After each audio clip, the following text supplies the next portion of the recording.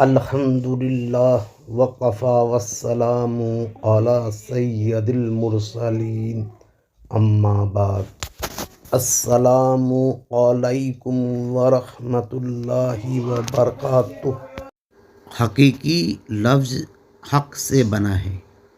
حق اللہ تبارک تعالیٰ کی صفت ہے، اس لیے حقیقی اللہ کی صفت کو کہتے ہیں، اور جس کی صفت کو حقیقی سمجھا جائے وہ معبود ہوتا ہے، جس کی صفت حقیقی نہ سمجھا جائے بلکہ اللہ کی عطا سے سمجھا جائے تو وہ توسل ہے۔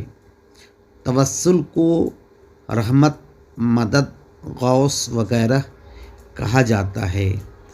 رسول اللہ صلی اللہ علیہ وسلم ہمارے لیے رحمت، مدد و غوث ہیں، یعنی ان کی دعا سے ہم پر اللہ کی رحمت نازل ہوتی ہے۔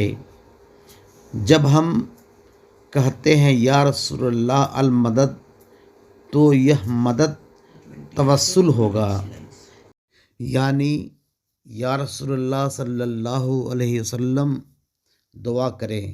ہم کہتے ہیں کہ یا اللہ المدد، تو یہ مدد حقیقی ہوگا، یعنی اللہ تبارک تعالیٰ خود مدد کرے گا، کسی سے دعا نہیں کرے گا۔